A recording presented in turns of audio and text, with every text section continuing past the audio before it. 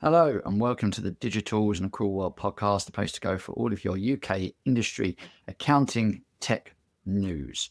I'm joined by the wonderful Indi, who's still, I believe, recovering from her cold. But before we dive into that, we should shout out our amazing sponsor for today, which is FYI, the modern practice management solution that also now covers billing and timesheet tracking through their Elite plan.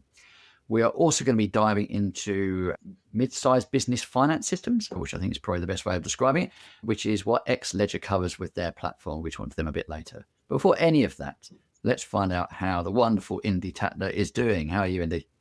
I resent that I'm getting over my cold. I mean, I think it's not really a cold when you have a flu, but I'll take it. Yeah, I'm good. I'm still like Phoebe from Friends. I've still got that, what's that? She loved it, right? She used to want to hold on to it. And so maybe my body's doing the same. Maybe it has the same effect. Maybe it makes my voice sound better. I don't know. So, but other than that, all good. Enjoying learning about some new softwares at the moment coming into our space. It seems like AI is not the only thing that's sort of coming back into the space. So we could come on to that in app news because there's definitely, again, some intrigue and interest in terms of how more applications can help support the accountants in practice. So yeah, I've been spending the last couple of weeks getting to know a couple of those new applications. And yeah, I've been reaching out to some of my favorite accountants to get their perspectives. Yeah, what you mean, me? Or that. Well, yeah, I mean, I would reach out to other favourite accountants such as John Toon, but he's disappeared. He's so busy with his new role. He's not busy with his new role. He's schmoozing. But saying that, I mean, it's great that he has actually made the leap there because there's some really interesting seminars that obviously he's able to share and innovation sessions with our community. So we love that as well. That's all good. Well, look, I guess it's an exciting time. And I think 2026 is going to be an insane period of tech revolution in the accounting space. So although we've got lots to talk about at the moment, I think we're just going to get busier and busier of diving through, digesting, sifting, and bringing to the fore all the interesting tech changes as we move into 2026. But we're still in 2025. So I believe we probably should dive into some app news. What do you think, Indi? Yeah, let's do it. Let's do it. So kicking off today's big comeback story is TaxPad, the new cloud compliance suite from the original founders of Taxfiler. And yes, it's the same team who built the product. So, well, I should say the product that accountants adored and then sold to Iris, who then sunset it. So naturally, the reaction across the profession has been great to see you, but do we trust you? And there's been a lot of blunt commentary online about this. So some accountants are already impressed, saying that TaxPad feels like the good old days of Taxfiler and a breath of fresh air after clunky Iris elements. Others are simply thrilled to see any new entrant injecting competition and pricing pressure into a stale market. But the dominant theme seems to be caution from most practitioners who are asking for things no founder has really ever had to answer for quite so quickly before. I think we've had some of this in the past, but now we're getting much more blunt with how we address it. So will you publicly rule out selling for 5+ years? Will you commit to never selling to Iris again? Can you guarantee clients come before investors? There's even suggestions that TaxPad should become accountant-owned to avoid another PE buyout cycle altogether. To their credit, the founders say the model is different this time. This time it's not about a sale, they're building for the future. But accountants haven't forgotten 2018 and the how intentions can change. And I guess the profession, as you know, Ryan, we've seen too many times a vendor who goes again, only to exit again. But still, the appetite is there. And smaller firms want independent UK-based tools, and they want speed, they want affordability, they want sane pricing, and they want alternatives.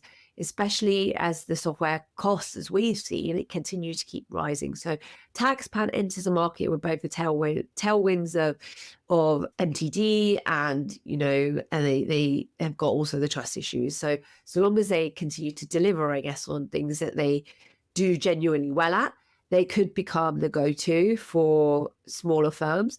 But it's likely, I guess, that trust is not promised in a quote. Trust is built over many kind of years. So we'll see how this goes. What do you think, Ryan? Because I don't know if you ever played with Taxfiler or had too much experience with it. Is it something that you take a lot of heart and confidence in these guys coming back into the marketplace to assess them again? I didn't play with it. I think it's always good that those that have built a successful system come back into the market because they bring a lot of expertise, knowledge and experience back in rather than a new founder that's kind of learning as they go. But let's be realistic. You only build a tech product to exit because it's a lot of stress, a lot of pain to go through that, a lot of risk that you're taking on by building a tech solution. And so you always are aiming for a strategic exit at the end. But I think it's more about how you exit. And it's not always bad to exit to Iris. Look at what Dexter have done. They have gone like great guns since exiting to Iris while still maintaining control. The pricing hasn't gone crazy. They kind of did a lot of their pricing changes before that exit. And so I think actually you can do it in the right way. It just didn't seem to work effectively for Taxfiler. And it might be more about the timing and how they exited in losing a lot of that control. Because if you look at Dex, they'd already built up a really solid tech product and network and really loyal customers.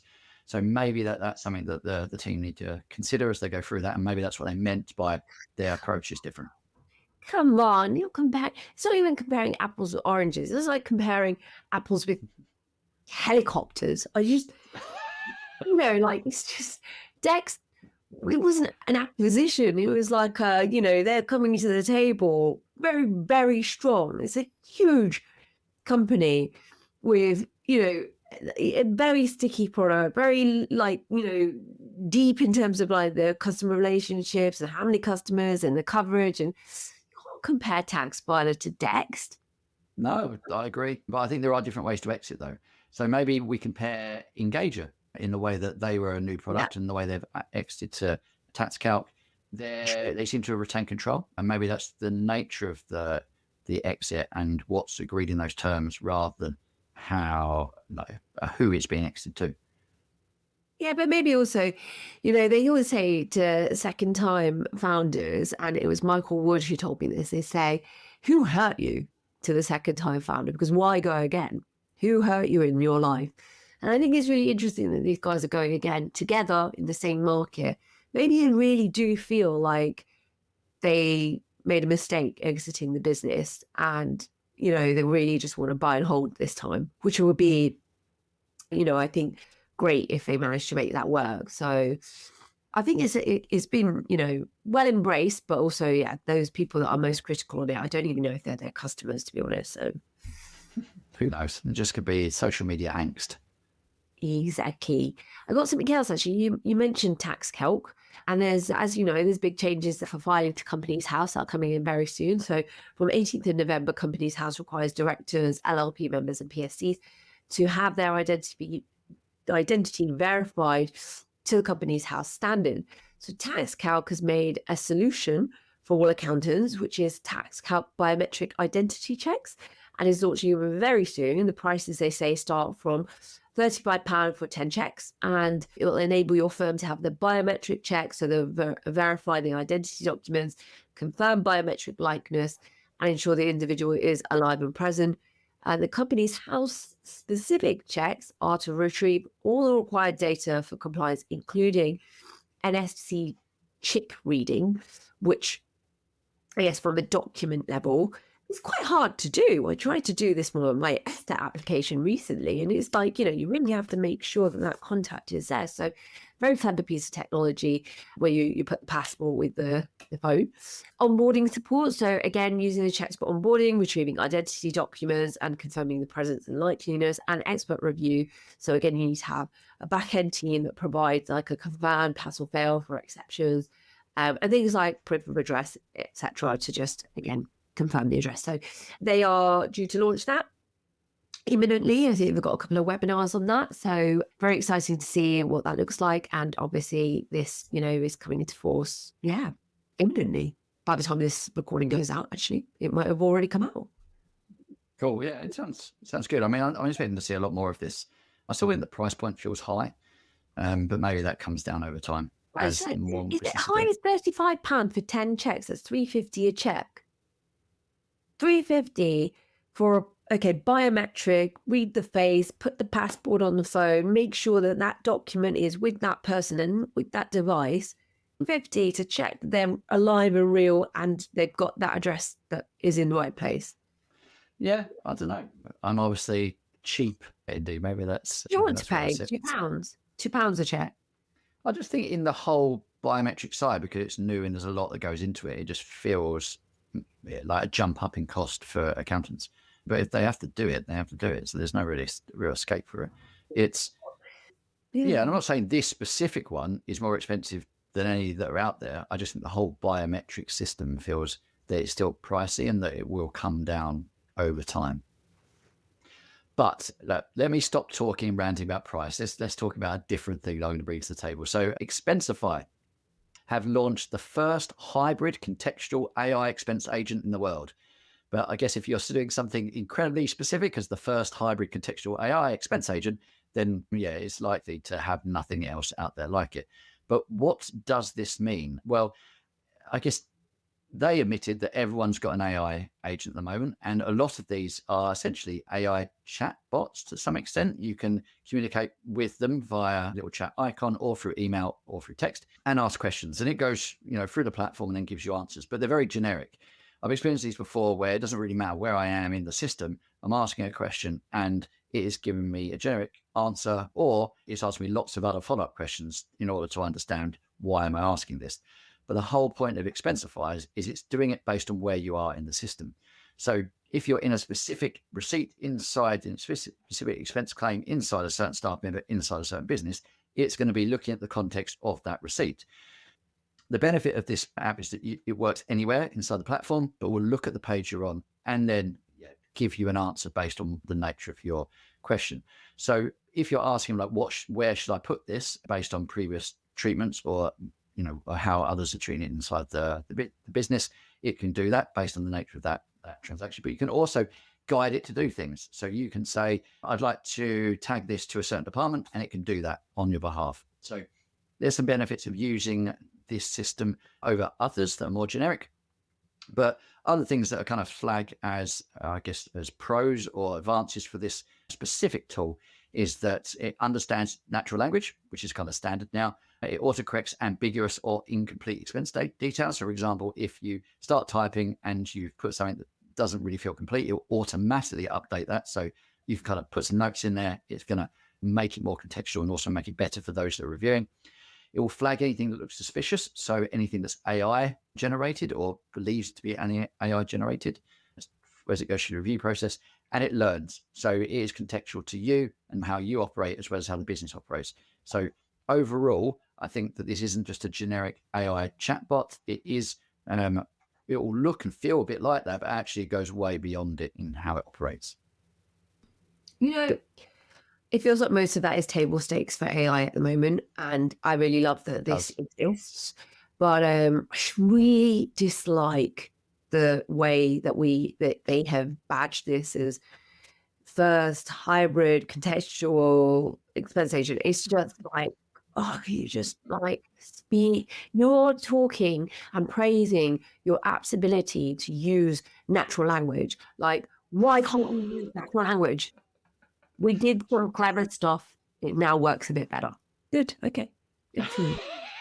You just went full Ryan then and went into a rant. And I love it. I think you're completely right. I think that they're blowing a lot of smoke up there, but for something that isn't actually that revolutionary at the moment. But that's what it is. I've got something that's a lot more standard actually, but is which is great, which is still great in that Caseware have brought all group audits into the cloud. They've also brought out a central planning capability and advanced data analytics into this tool. So what does this mean? What does it mean by bringing group audits into the cloud? So historically, if you had a group of entities, you had to kind of work on every individual entity separately. Now you can bring that all into a central risk matrix and also central testing. So if you need to work out how you're going to test across individual entities in the group, you can do that from a central place, which from being a group auditor in the past was always a pain in the butt to have to do that individually. You end up replicating a lot of work across multiple different data sets. Being able to do that centrally will save a lot of time. And then the other bit is the embedded data analytics. So historically with Caseware, all of your analytics work, so that I guess the more advanced automated stuff would sit separately in a separate engine. They've now embedded that directly into the Caseware system. So they've done that via Mercia. So they're using kind of Mercia as the driver in this, as I guess the backbone of how they're doing the testing, how it's going to work, and how the data analytics is not bound but refined or controlled in how it's operating. And so they've embedded that directly inside the system. So there are a few releases here, not revolutionary, but I think a big plus for anyone that's using Caseware that has group audits. Nice. Right, I want to get sensational for a moment. Let's talk about Curve, because this one says a lot about where fintech is right now. So Lloyds has snapped up Curve for about £120 million. And if you're thinking that sounds low, I mean, come on, Indi, that sounds very entitled. But if you're thinking that sounds low, you're right, because Curve raised over £250 million, pitching itself as the next great British fintech. Especially in the wake of us losing Storonsky and Revolut and him buggering off to UAE, and we know they don't want to get any of that money now. So Curve, you're letting us down, okay? It's exiting for less than half the money that it took in. So it's not the fairy tale ending that the pitch decks promise, and the drama, it's spicy. Curve's biggest external shareholder, IDC Ventures, is publicly accusing the board of questionable governance, refusing to support the sale, and has pulled in Quinn Emanuel, which tells you they are not playing. Curve's board, on the other hand, basically shrugged and said, we're running out of cash. This was the only other option. So, and I get it, because especially if you have such a high burn in the way that most fintechs chase valuation rather than value. So for Lloyds, this is a bargain bin way to buy a digital wallet strategy and get out ahead of Apple being forced to open up NFC. So strategically, it makes sense for them. But the real headline is this is the new fintech reality. Valuations have collapsed, funding has dried up, and growth at all costs has turned into sell for whatever keeps the lights on. And I think if you're an accountant watching this, here's the uncomfortable truth, which we all know to be true. Governance still matters. Cap tables matter. Burn rates still matter. And when the hype cycle dies, the math is always going to win. So Curve once positioned itself as this category-defining fintech, and instead it's become a cautionary tale for most of the fintechs, a reminder that while the innovation is exciting, sustainability still decides your ending. And I think that there's a bit of a sadness there. I mean, let's see, was this really a case of the money was running out and this was the only option, or was this as we've seen in some of like the Silicon Valley side of things, when you've got something really quite good, it becomes sort of like a semi-acqui-hire where the people at the top see that there's a really good deal in it for them if they go in-house somewhere else. And so they pretty much don't try and explore all the other options for M&A on the table and end up taking really fat salaries for themselves in that superpower entity because they know they're just good at being able to get stuff done. Great for them, no judgment, but really disappointing if you're then selling yourself at less than half of what you raised for. Yeah, I've never really understood Curve. I came across it many years ago, I guess earlier in their life cycle. And I admittedly got sucked in with their great marketing and their slick look. And I was like, oh, this looks like a really interesting product. And when I kind of then had a demo, played with it, I was like, I don't really see the big value add here from how it operated, the efficiency gains. And maybe that was how the accounting profession looked at it as well, because it used to see them at shows and then they kind of disappeared from shows, which usually means that, they're not getting any take up in the accounting space. And maybe we are, as a profession, because of our skepticism, really good at spotting those that don't have that great plan and are more hyped up. And maybe that's what's happened here, is that, yeah, they were really good at building a noise around the product, but not so good at building actually something that was higher value. And that seems to have paid out in the much lower sale value than they planned. That's a big assumption, Ryan. Very big. Well, that's what I do, right? I put the ass in a shoe. So I also got something on AI again, unsurprisingly. This is from Solver. So Solver have announced a new integration with Microsoft Fabric. And I'm not sure who talked about Solver on the pod before, but essentially they are an AI accelerated extended financial planning and analysis solution. So the normal financial planning and analysis tool, extended being that it can bring in data beyond just the finance department, so bring in non-financial operational data into it, but AI accelerated being that they're using AI to power it to some extent.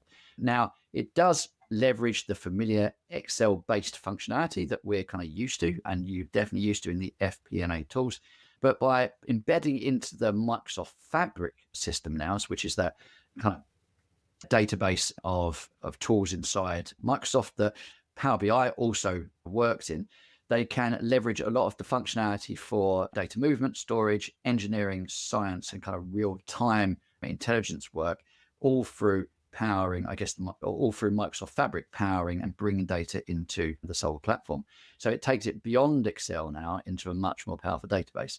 So I've not really used Solver before. I've come across the FP&A in many guises, and some of them I think look really good. Some of them just look like Excel with a few pretty buttons. So I'm not certain how much of a difference this will make, but the fact that they are embedding into Microsoft Fabric means that they should be able to kind of utilize Power BI as well to prettify anything that they're doing in the background. So yeah, I think this is a good step for them. I'm unsure of how much of a game changer it's going to be for anyone that's using the tool directly. I then got something else, which is regarding MTD for income tax. There has been a new product called TaxNav that has been released. What is TaxNav, I hear you say? Well, it's a bridging software. Ooh, bridging software. We love bridging software on this show. Well, we have to cover all kind of products, right? And TaxNav is essentially... It's that season again. It's just in the run-up to MTD, and we know about all the bridging software. It's so exciting. Connects into Excel. So if you're doing your kind of records in Excel, you can connect it into TaxNav and file it to HMRC. Only £5 per month. It's relatively straightforward and affordable. But my advice would be, if you want a cheap but really powerful tool, just go with a NatWest Metal bank account and use FreeAgent, because you get all of the advanced functionality and you get a modern bank account, and it really integrates well rather than having to work with Excel and paid for bridging software. Ooh. Wow, that's clever. So Ryan. Okay, well, let's talk about a company most accountants have never heard of. But certainly I hadn't heard of, and I'm not a UK accountant, so that doesn't really say much. Ryan, have you heard of Ramp? I've heard of a ramp, but not the system ramp. Well, it's a US spend management platform, which has been valued at $32 billion, making it one of the most valuable AI companies in the world. And its pitch is very bold. It's money doesn't just move, it thinks. So Ramp's AI agents already make 26 million decisions a month, blocking fraud, reallocating idle cash, enforcing policy, stopping out of policy spend before a single dollar leaves the business. The fraud agent spotted a $49,000 AI generated fake invoice, which is like insane. The Treasury agent quietly moved $5.5 million into yield. And their policy agent shut down 500,000 bad transactions. On paper, this is super impressive.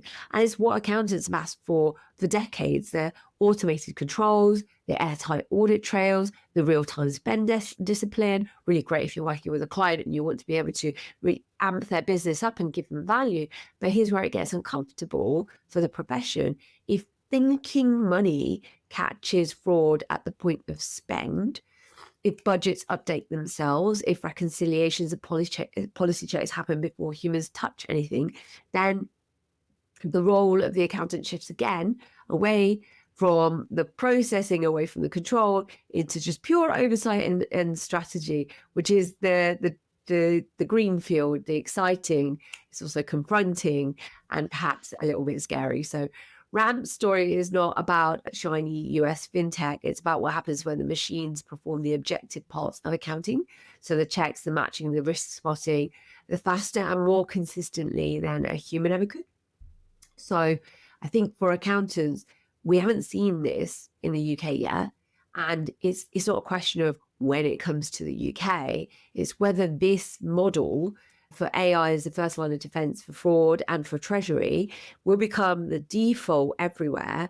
And then if it does, the profession really has to decide, are we ready to fully move into strategy, advisory, policy design, which is very different from the way the relationship is currently been run with the client, I guess, when the machine is taking all the small decisions and able to stop things in this way and spot things in this way.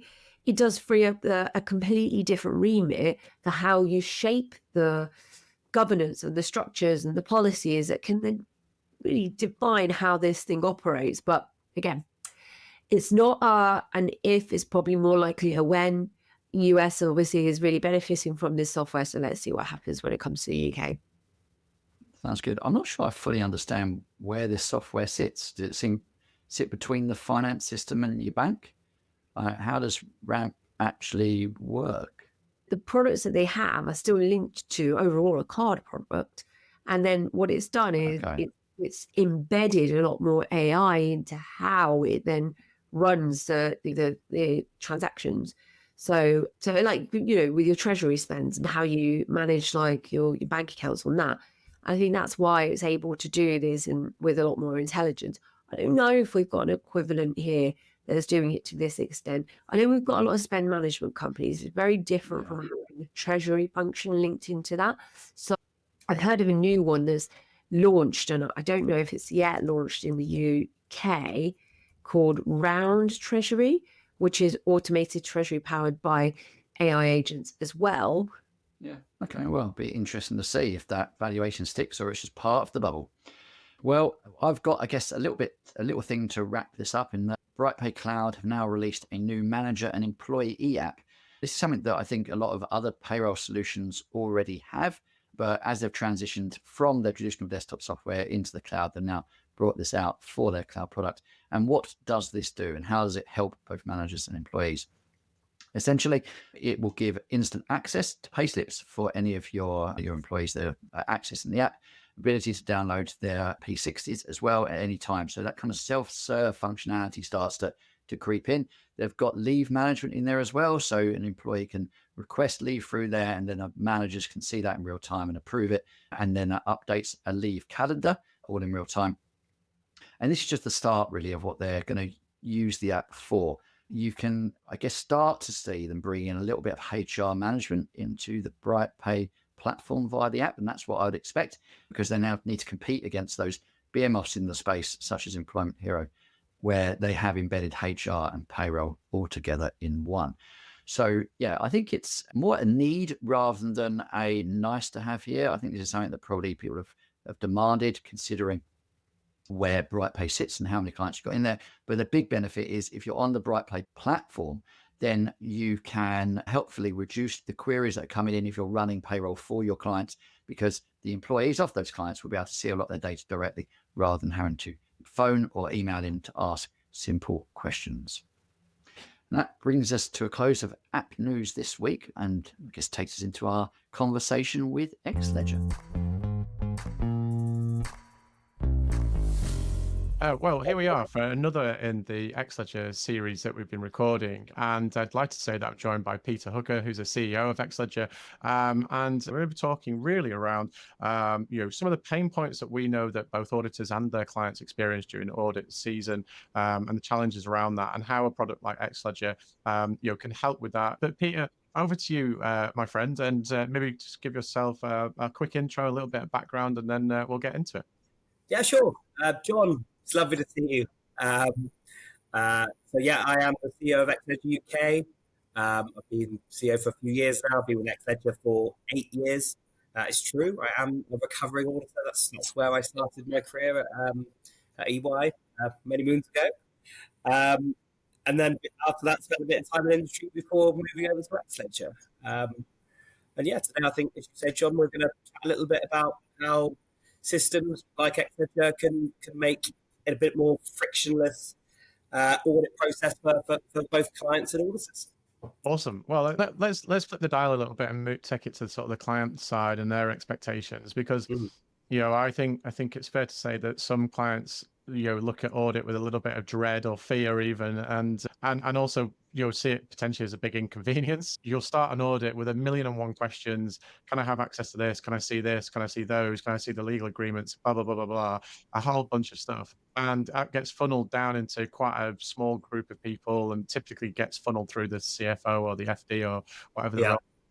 And so that you can see how that becomes a little bit overwhelming. So I mean, how are your clients, your customers using Xledger to sort of facilitate the audit process in terms of what can they do with the product to make sure that, if I come along and say, show me these 10 invoices, they can just go, there you go, John, it's here. Sure. I mean, within our software, we have audit roles, which are, similar to sort of read-only access roles that can be provided to auditors. We're releasing a new course within our learning management system, Equip, so that auditors can access our system and understand how to navigate the sort of key tools. Our system essentially has a document management system embedded in it, so you can hold records against all types of transactions and other sort of things you want to record in the system. So it might be sort of properties or leases or contracts and all that sort of thing. And I was reflecting on the new changes in IFRS around, like lease accounting, revenue recognition. A lot of that's going to be a whole sort of process of going through all of these different types of documents to understand what needs to go on my balance sheet, what doesn't, how do I need to work out, how do I, recognize that revenue. And the important bit is going to be information once you've done the work and making it accessible to the right people, like your auditors, at the right time. So you're not sort of going back into a file 8 months later and thinking, oh God, well, how did I get to that number? So, our tool can help auditors in exactly the same way that it helps any other user of our system outside the finance department in giving them comfort and understanding of why that transaction was initiated in the first place, by being able to get to the underlying transactions, whether or not that be an invoice or just like an Excel document, which explains why it happened. From an audit point of view, we'll almost always have questions around sort of the month-end process. So how are you working out your prepayments and accruals and various other things? And again, I know that the product has a whole bunch of tools in there that makes this so much easier for clients. And I guess my experience in the past of people using other products is they've got these great big Excel spreadsheet supporting all of their big complicated month-end calculations, and then the auditor will ask for it, and then you look at it and go, oh God, it doesn't agree to the P&L or the balance sheet and stuff. Now I've got to go and reconcile it before I give it to them. Sometimes it's just simple quality of life things, right? Like automated payments. When you put a transaction in the system in Xledger that pertains to multiple periods, at the point you put it in the system, say which period that it relates to. So it's automatically going to spread that cost over that period. We're not a big system, so we get quite complicated with that. So if you're in hospitality and actually you're not over 12 months, but you're over, you have 4, 4, 5 periods, we can do that too. We can spread it so it gets that spread correctly. What we're trying to do as much as possible is, I think, where things can be automated, and let's be fair, a lot of the transactions that happen in a business are recurring. That's what we tend to see. Of course. If we can automate that, it makes it accurate. It makes it real time. Yeah, absolutely. And I guess the other things that you just start to see as a consequence of that level of automation is just a bit of more consistency typically. I mean, you can also see automation that goes wrong, and it does make things worse. But you also touched on the fact that you can connect into other products and you can use the APIs that you've got within Xledger. And again, I guess from an audit point of view and from a client experience point of view as well, is that as auditors, we're challenge to kind of interrogate not just the finance system, but if there are transactions in the finance system arriving from other places, whether it be, let's say, for example, potentially like third-party payroll, or whether it's from a stock management system or something else. Tell me a little bit more about the kinds of API connectors that you've got into Xledger, and what that means in terms of being able to source reliable data that feeds into finance. Yeah, absolutely. I think this can be a point of weakness in many companies, either because they don't have integrations at all, or they do have integrations, but a bit of a black box. We have lots of different tools you can use in Xledger to integrate. I think one of our most powerful tools is GraphQL, sort of a REST type based API. So it's more action based, so it's sort of when something happens in this system, it immediately happens in this system, rather than saying every 20 minutes or every day bring over this file. So it's sort of very powerful for tight integrations. I think you have to build control into the integration itself to make sure it works. So if you're bringing information into Xledger, that validation is still there as if the user would have inputted that information manually. So you can still put that control in place to say this cost center cannot be put in at the same time as this account code. And it is important to have that control built into an integration, because otherwise, rubbish in, rubbish out. Yeah, precisely. And I mean, I think that's probably one of the key challenges, is that, from an audit side, as we try to understand how these integrations work, and then when you kind of pass that back to the client and almost interrogate them as well as part of that process, they can sort of be a bit challenged around that, because maybe they don't fully understand how these things are operating, which is always interesting. What's next for Xledger in terms of product? Is there a nugget out there that's going to help an auditor, or just make life easier for everyone? The challenge is working out what not to do, because there's so many different things that we can do. We've got some really exciting things on our roadmap, as you'd expect, quite a lot of stuff around AI. We're determined to make sure that they're not gimmicks and they genuinely provide real value to users. We're entering some new markets, so we've got some pretty interesting sector-specific functionality coming out soon. Things like construction industry scheme will be looking to develop over the first half of this year. I think there's a lot of interesting things available within the banking space that we're working on, which I think is sort of very interesting, but you'll see those as they come. It's more quality of life things for our customers. I think it's really easy to sort of come up with big, showy, big bang, oh, that's going to help sell Xledger over at this competitor because it's nice, new and shiny. But we're also really interested in making sure that we keep our customers happy, they really enjoy our products. We've got a very, very high retention rate and we want to keep it that way. So I'm also really just interested in those small quality of life things that may not be something, we show a client in a pre-sale situation, but actually really make a difference to someone on the ground every day. And, I look back and when I joined Xledger 8 years ago, and we're, it's the same system, it's been upgraded quarterly or, more frequently over the last 8 years. But if you look at it now, it's a completely different system. You don't see it month to month because you don't see those small changes, but it's a really sort of nice thing for me to sort of look at when you look over a longer time period. Yeah, well, I think that's the perfect way to end that. So thank you again, Peter. It's always great to talk to you. In fact, it's been far too long from my point of view catching up with John, you. it's great to see you. Yeah, and I guess, if people want to find out more about Xledger, they can find obviously you on LinkedIn. They can find the website and get more information about the product and stuff. And there's more to come from you guys, I'm sure. It's a very competitive market, and that's only good for us as accountants and our clients as well, because they're getting the best 100%. Out of all these products, right? Our competitors keep us on our toes, and we enjoy it. Amazing. Thank you very much, Peter. Cheers. Thank you, John. Thank you all for joining us on this week's episode. We have loved bringing you the latest and the greatest in the accounting app news space, and also hearing from Xledger as well. So it is always welcome if you have any commentary on any of the articles or any of the content that we've covered in this podcast. We welcome the debate. And if you have something that you think that might be of interest to listeners, or even just deep dive and exploration into a different particular type of app, then let us know, because we're obviously on the hunt anyway for more interesting, relevant and salient news stories that can help you do your job better. And aside from that, we hope you will join our community, which if you haven't already been part of, that would be really helpful for us and for you in terms of keeping you up to date. Make sure that you're signed up to our newsletter.